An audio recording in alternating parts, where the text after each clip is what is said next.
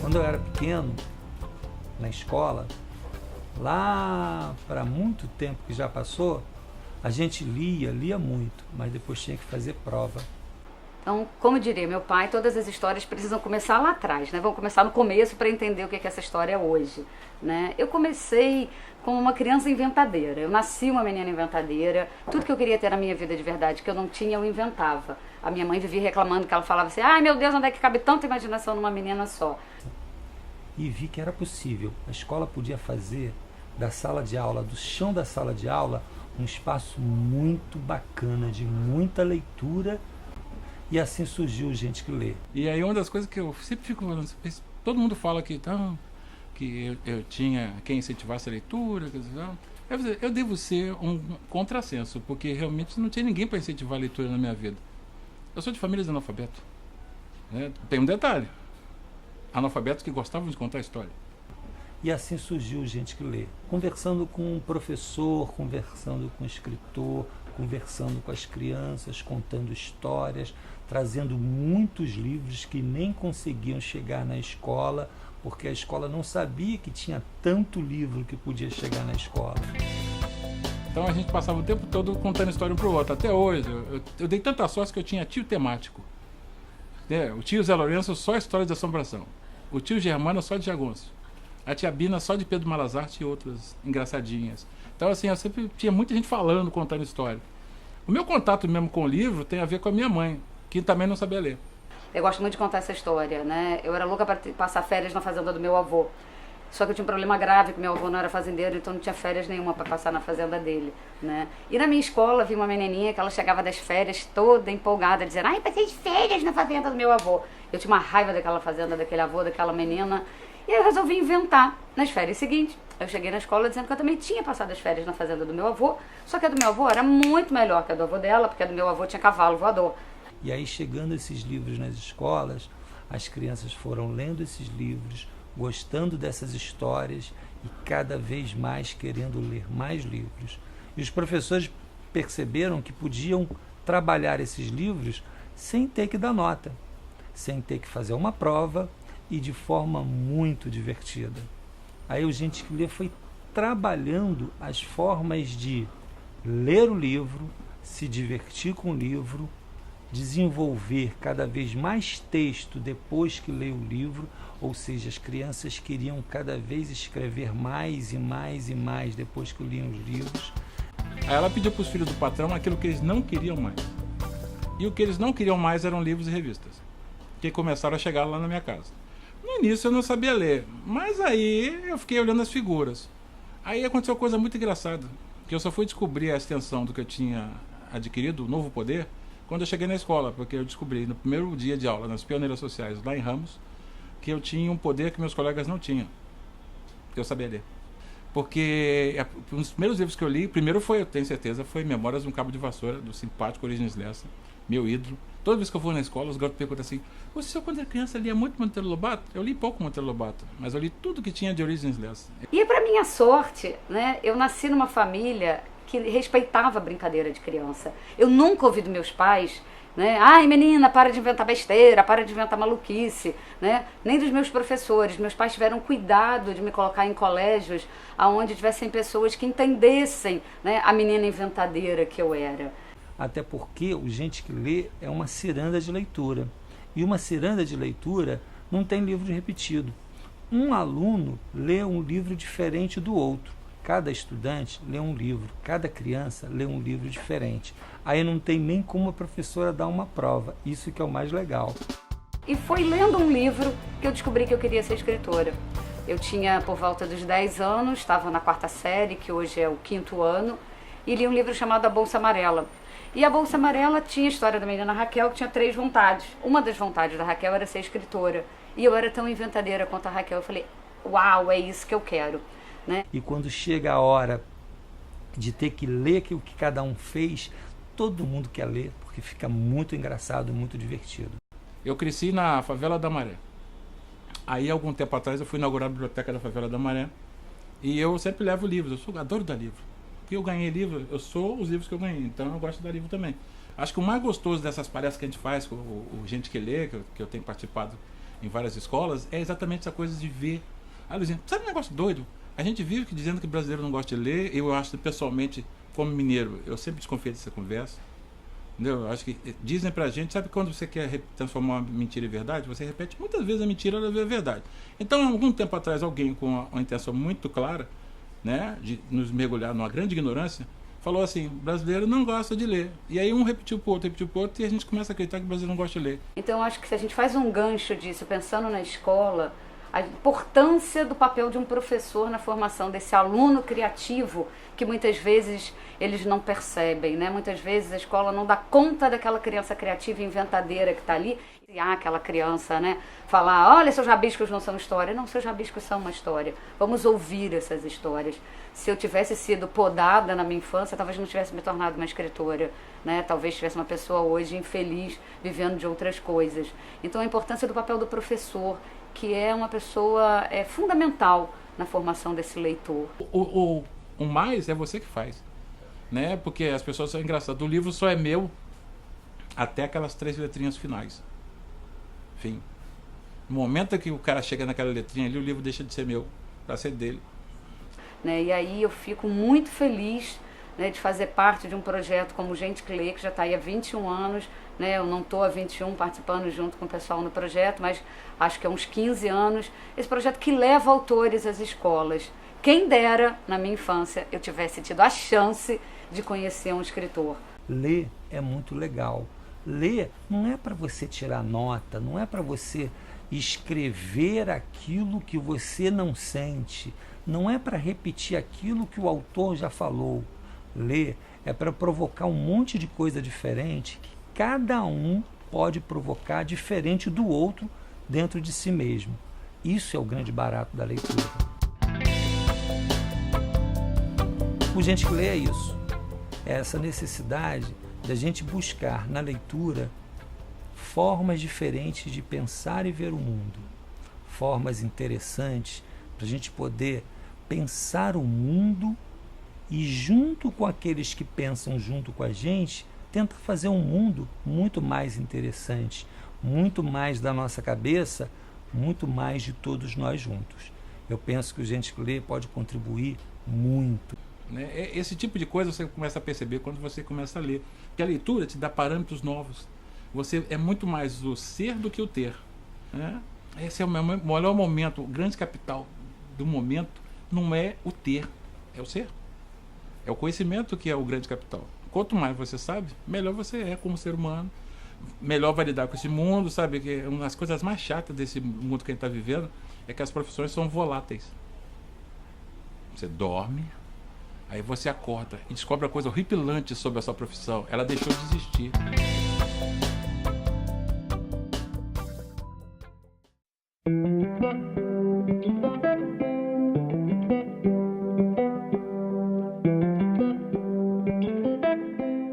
Como que vocês fazem para escolher o livro? O que vocês pensam na hora de escolher o livro? O que faz vocês escolherem um livro? Foi do título da história. O que estava escrito no título da história? Que o final falava sobre praia. Sobre praia? E você gosta de praia? É. E você, Esther, você lembra do seu que você escolheu? Qual foi o que você escolheu? Foi um esquilo na capa. Tinha um esquilo? E você escolheu também por causa do desenho do esquilo? Quando a escola começou, na sede da Marise Barros, comecei lá como auxiliar. A escola foi crescendo ano a ano, até que a Fernanda Pintas, que é a diretora da escola, me convidou para ser coordenadora aqui do Fundamental, isso em 2003. Desde lá, da educação infantil, já existia uma preocupação com a leitura. A escola sempre teve uma sala de leitura e o projeto de leitura sempre foi muito forte na escola. Mas com o passar do tempo e com o Fundamental, que exige uma preparação um pouco diferente, a gente foi percebendo que só o que a gente estava fazendo já não era suficiente. E como que você descobriu essa história toda do esquilo? Que ele queria ir pra praia, que ele fez uma praia. Quem te ajudou a ler essa história? Você leu sozinha ou foi com alguém? Eu li uma parte e a minha mãe leu a outra. Ah, essa é bem legal. Eu Quem não também cansa fiz tanto, isso, né? Eu também fiz isso. É difícil imaginar um esquilo na praia, né? Mas depois que você leu o livro, você conseguiu imaginar um esquilo Eu na praia? nunca vi um Então foi esquilo bom. na praia. Viu? Ele leu o livro e uma coisa que ele não pensava que podia acontecer passou a aparecer na imaginação dele. Mas eu nunca vi. Não é muito bom isso? Porque aí a gente começa a imaginar coisas que a gente nunca tinha pensado antes.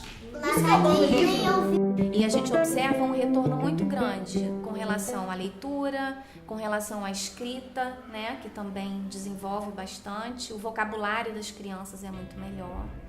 E a gente tem retornos de fora da escola, de quando os alunos saem daqui, retornos da coordenadora, por exemplo, de uma escola que a escola é conveniada, falando de como as crianças têm uma habilidade boa de ler, de escrever, como elas têm desenvoltura de poder falar, e a gente também atribui isso ao projeto. Qual história que você gosta? Hã? Histórias de princesas. E qual é a princesa que você mais gosta? Bela. É a Bela? Por que você gosta da Bela? Casar do vestido. Do vestido? O vestido dela é mais bonito de todos? O que ela tem de diferente das outras princesas? Porque ela tem espada. Ela tem espada. Ela tem amarra. Ela tem amarra. É bom. A armadura. Vai, a armadura. Arma. Isso aí, ela tem espada, ela tem armadura e ela é muito corajosa. Então, essa é um pouquinho da história, assim, do Gente que Lê aqui no Estação, do que ele vem trazendo de benefícios para os nossos alunos, né? Eu tenho um filho que participa do projeto Gente que Lê, que se interessa bastante pelo projeto também. Vejo esse retorno em casa.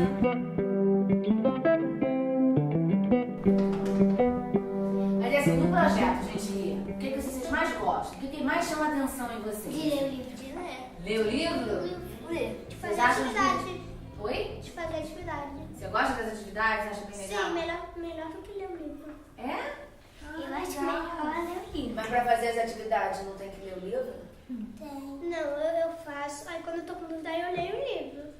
Faço o que eu consigo. Aí quando eu tô com dúvida, eu leio. Boa ideia. Há 21 anos atrás, o Zé Ricardo apresentou esse projeto numa escola chamada Colégio Betânia. Fizemos várias atividades, inclusive o projeto deu até a oportunidade da gente conversar, mandar uma carta, que naquela época a gente não tinha muita facilidade do e-mail, por uma autora, a Tatiana Belinsky.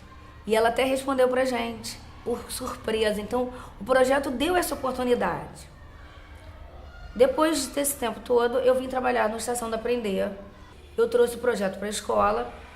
A Fernandinha, que é a coordenadora, chamou o Zé Ricardo, fez uma entrevista e gostou, até porque o projeto dá a oportunidade da criança ler o livro na brincadeira, diferente do que acontecia na minha infância, né? Não só na infância, como na adolescência, a gente era obrigada a ler os livros para fazer prova com os livros, e isso era muito chato. Por que vocês gostam das atividades? Porque a gente acaba desenhando. E também a gente conta do nosso jeito, com as próprias palavras, quando a gente vai fazer o dever.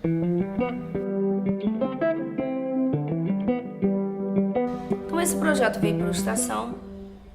Como eu já conhecia, e a facilidade que ele dá de cada semana a gente trabalhar de uma maneira.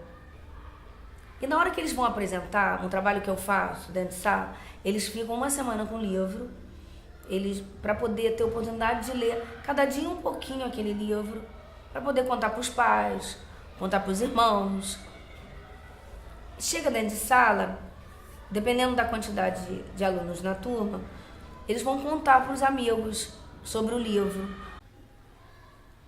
E o que vocês fazem com esses textos que vocês escrevem no Gente que Lê? Vocês também escrevem muito, não escrevem? A gente reconta a história que a gente leu no livro que a gente levou para casa. E ainda desenha o que a gente fez. Uma página ou às vezes a gente inventa o título da história. Ou copiando, a gente reconta um trecho. E escreve como você ia fazer com o livro. E Isso tudo fez com que as crianças percebessem que elas acham que estão lendo um livro por semana ou 4 livros num mês. Quando chega no final do ano, que a gente vai sortear, e eu vou mostrando para eles a quantidade de livros que eles leram. Eles não sabem, não percebem que às vezes eles leram mais de 30 livros. E da maneira assim, natural, prazerosa. O meu foi porque eu existia. Era um menino que fazia pergunta de tudo. Até para que existia o banho. E como é que vocês se sentiram quando vocês mudaram o motivo? Seria bem maneiro, porque a gente ia inventar a história, a gente podia fazer tudo que a gente quisesse, podia inventar o que a gente quisesse, tipo a árvore falando, sei lá. A gente tem muita imaginação para isso.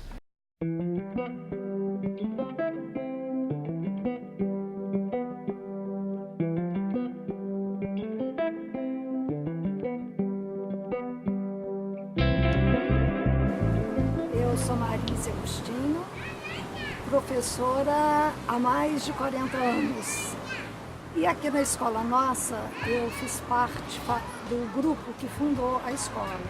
Há uns 7 anos aproximadamente que eu estou na função de coordenadora pedagógica e nesse período a gente teve contato com o projeto Gente que Lê. E a gente viu uma grande oportunidade de firmar essa parceria por acreditar que a leitura e a escrita são uma das atividades essenciais ao desenvolvimento da linguagem dos nossos alunos. E o Gente que Lê, carinhosamente, né, as crianças e professores assim o chamam, ele vem assim reforçar a nossa prática pedagógica, né? É mais uma oportunidade onde a criança tem contato prazeroso com o livro, com o encantamento que a leitura favorece. O projeto Gente que Lê, ele também tem a finalidade, é a leitura para uma produção textual. E construir um texto até poderia ser uma atividade maçante para alunos, mas através das atividades tão diversificadas e tão interessantes que o Gente que Lê proporciona, torna-se para o aluno um ato de prazer. Então eles escrevem seus textos, às vezes individualmente, às vezes em grupo, e eles gostam muito.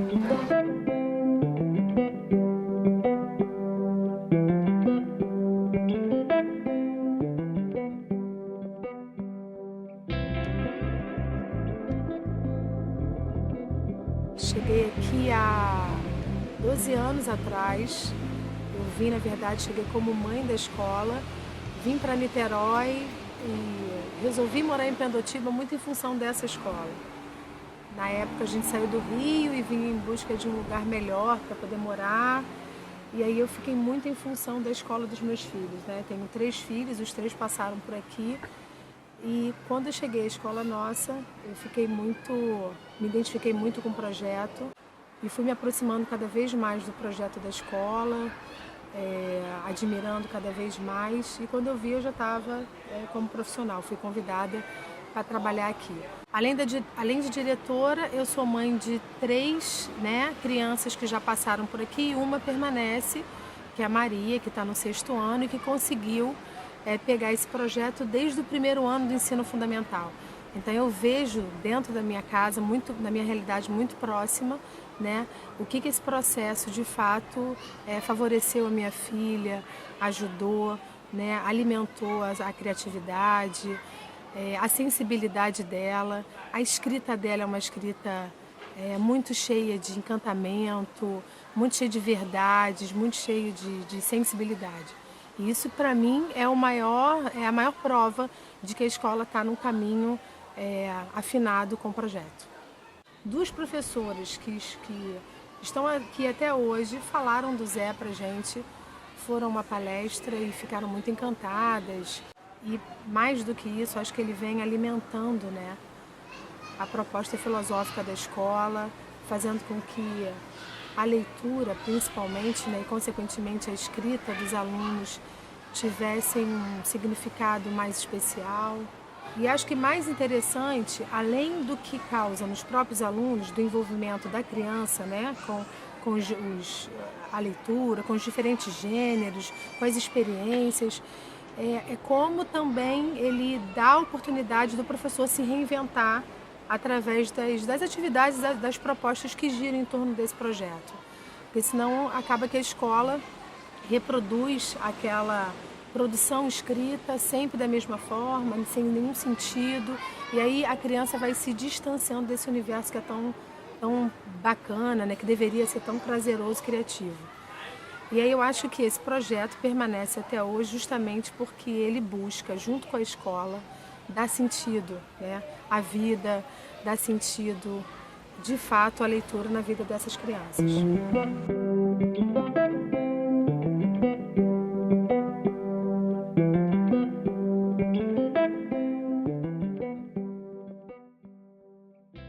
A escola aderindo ao projeto, cada turma recebe um acervo. Esse acervo geralmente tem o dobro do número de livros em relação ao número de alunos por série, por turma. Então, se a turma tem eventualmente 25 alunos, aquela turma vai receber 50 livros.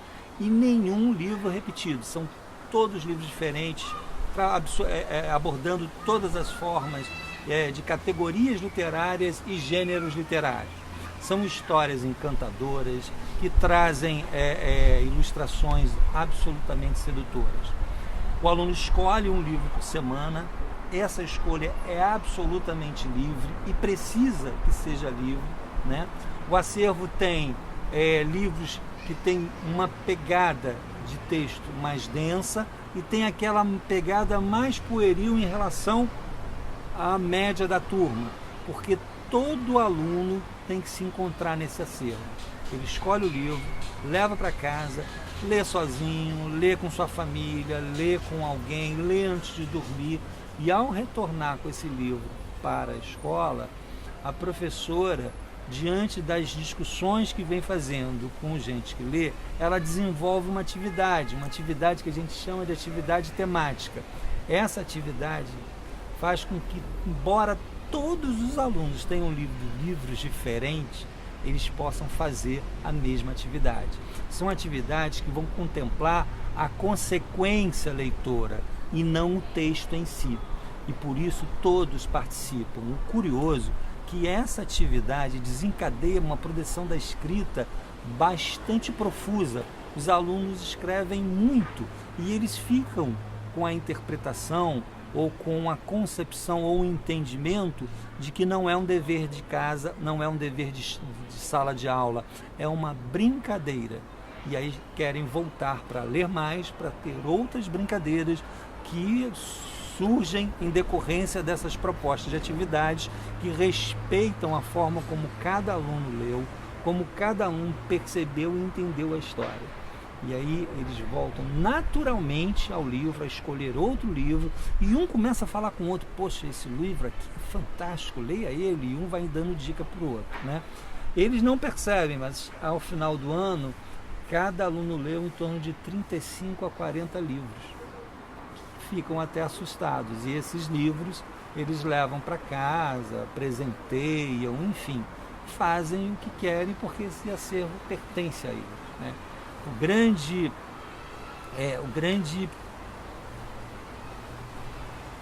processo de produção da escrita, de relação dos alunos com a escrita, se dá por essa liberdade, no entanto, sustentada e fundamentada em princípios que façam com que a prática leitora seja efetivamente livre e pessoal, particular, mas que acabe com que o aluno coloque à disposição do outro, através da produção da escrita, tudo que ele pensou, refletiu, entendeu e quer compartilhar. Onde o aluno é legitimamente respeitado pelo que ele pensa, pelo que ele fala e porque ele escolhe essas coisas enquanto leitor, enquanto interlocutor do livro. Isso é uma escolha. Isso não pode estar sendo disputado enquanto uma preocupação que o leitor eventualmente possa ter, porque ele no final de um processo tem que tirar uma nota, tem que fazer uma avaliação, vai fazer uma prova para ser aceito ou entregue a uma outra série para que possa passar de ano. Isso, infelizmente, é um enorme equívoco na trajetória das escolas que insistem nesse processo e que não contribui para a formação desse leitor ávido por outros livros. Esse é o grande barato de gente ler.